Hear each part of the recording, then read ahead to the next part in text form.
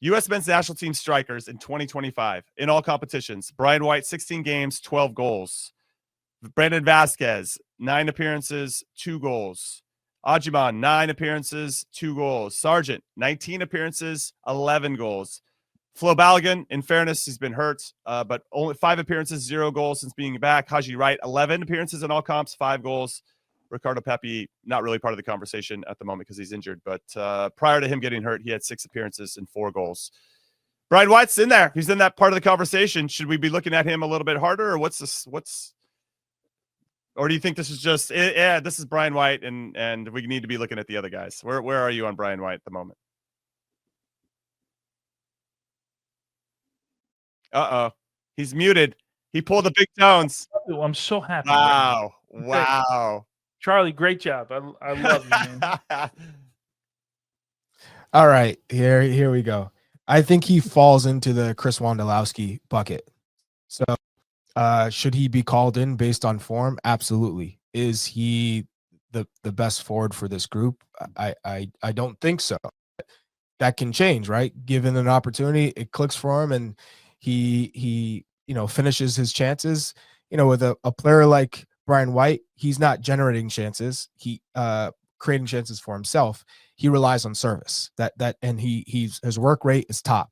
So if players understand his tendencies, he understands kind of where to be, when to be there at the international level, because there's a big difference. Then, yeah, Brian White, he's in the form of his life. He should take his chance.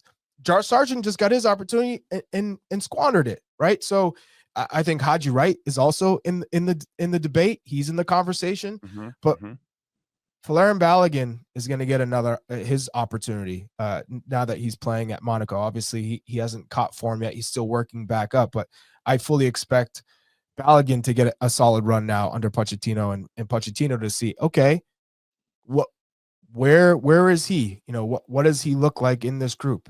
Because he's the most talented striker in this group, but is he going to flourish as a lone 9 at the international stage? Does he have enough support? Does he drift too much out of that position? Does Pochettino want his 9 to be the hold up player and fend off to 1 or 2 center backs, always occupying that space? So that's going to be the interesting experience when we see Balogun come into the team under Pochettino. What does he want from Balogun?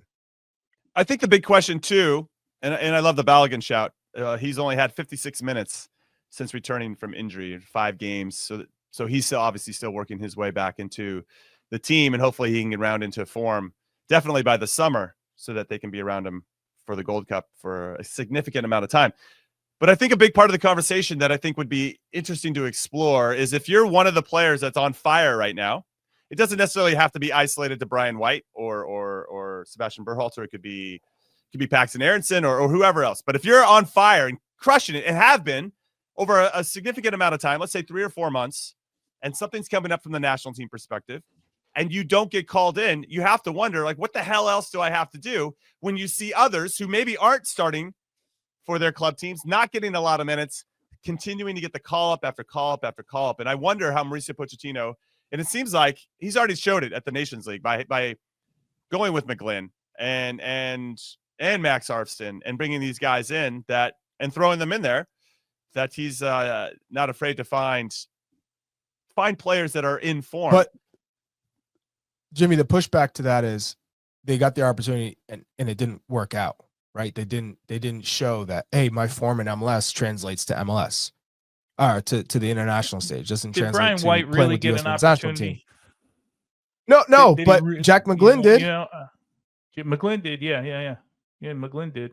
So did Brian White really get an opportunity? I think it's no, he didn't. I think it's case specific, because Diego Luna has been phenomenal, and he's only gotten better since Pochettino gave him that confidence, brought him in the squad, and now he's absolutely deserving of, at minimum, a place coming in off the bench for the U.S. men's national team, if not playing from the beginning. And that's someone who's in MLS. So you look at Diego Luna, and he has definitely grown and he rose to the occasion.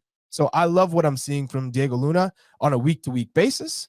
and what he's done with the U.S. men's national team. So for the people that say, MLS guys, I don't know. Well, his form comes right into the U.S. men's national team, and it's only gotten better because of the confidence that Pochettino showed him and what he repaid in that faith. So I'm excited to see what some of these guys do now when it's crunch time in the summer in the Gold Cup. I know that the Gold Cup might not have that gravitas of some of the other continental competitions out there, but from the U.S. men's national team perspective, I really feel, and I want you two to chime in on this as well, this roster is so make or break for those players that end up making it, because obviously there'll be a core that's going to be probably pretty consistent as we lead into 2026, and we know the names. But for those players that we're talking about, a Berhalter or a Brian White or whoever else gets in there, that could be so, I don't say life-changing. I guess it could be life-changing, right? To go from that space, but you have to get on that roster. If you're not getting on that roster and you're not around the coaching staff for a good 30 days, I just don't know where else you could potentially parlay that type of momentum. Now, we have seen in 2010, right? Bob Bradley took some hot hands that were just scoring a bunch of goals. And Hercules Gomez, Edson Buttle, those are goal Robbie scorers, Finley, right? Robbie Finley's another one. Yeah, so I wonder. Well, we'll have to wait and see how that all plays out. But there could be room for those types of players there at the last minute, based on who is just so red hot. You got to take them, but those are usually at the front line. The other areas or the other lines of the field, I think you want to be a little bit more certain of what that player brings and how they fit in with the group. But I can't emphasize enough how important I think this Gold Cup roster is going to be in terms of how the 2026 roster gets shaped. Can I ask you guys a question? So we're talking about the midfield, and this is the deepest position for us for the U.S. men's national team by far. It's not even close. So a player like Sebastian Berhalter, he's balling out of control. He's playing the best he can possibly play. I've never seen him play better, and he looks great in all facets of the game, from defending as an 8 to attacking as an 8, transition, even set pieces. I really like what I've seen from him, tackling, winning the ball. But in all honesty, if we're talking about Gold Cup with everybody available, does he make the squad? No. Tessman? No. Cardoso? Tyler Adams? And then you have he probably doesn't. Paxton Aronson or Brenton Aronson. You got Tillman. You got McGlynn. You got Busio. You got Aiden Morris. You know, where does he fall into the equation? Well, there's a possibility of the Club World Cup that you could lose out on Weston, so that opens up a spot. Tim Weah not being involved, that could open up a spot for somebody else. We don't know Gio's status, but we can assume he'll be on the move, so maybe he'll be available for the Gold Cup. Or maybe he won't because of that. Or maybe right? He's looking for a new club too. Maybe Pochettino says, like some managers have said, hey, you're making a move. Go settle yourself at your move, I don't know if Gio Reyna's making the 2026 World Cup roster. I'm just saying that right now. That's the vibe I'm picking up right now. Unless if he goes and it changes and he gets red hot somewhere, then yeah, of course you take him. But as it stands right now in this moment, I wouldn't be that shocked if he didn't make the 2026 World Cup roster. Is that too bold of me to say? I don't know. We should have some bold predictions here. No, because he's not playing. He's not playing. I know. So it's not bold at all. Though? Didn't you say this a couple of weeks ago? I probably did. Tony, he just wants to double down. He wants to make sure it's known. Double down. Listen, I had to retire due to concussion. On Tuesday, you could triple down. To repeat myself every once in a while. These are concussion-related statements at times. So go ahead, Tones. Do you want to jump in? No, but yeah, I want to go back to Brian White because Charlie said something that he said he's this is not the time of his life. What did you say? He's in the form of his life. He's in the form of his life. Can't dribble for nothing. If he doesn't get called now, then he's not getting called to the national team. If he's in the form of his life, he's been called already because he proved that he can score some goals. Right? Pochettino and his staff saw something, right? But now we know he's in the form of his life. And I looked at his career in Vancouver. He has scored better than every third game. So it's not like it's been like this has been a 2 or 3 week thing. This is Brian White doing this thing. So I think he has to get called now, or else his national team career, he's a little bit older, right? I think he's in his late 20s, right? Yes. So, yeah, so this would be it for Brian White. This is his opportunity right now. He's 29. There you go. So he's like 30 Joselu. You know, it's like, hey, you're gonna get called up to Spain. You're scoring goals. You know, hey, but if he can end with Joselu's story, then he'll be all right.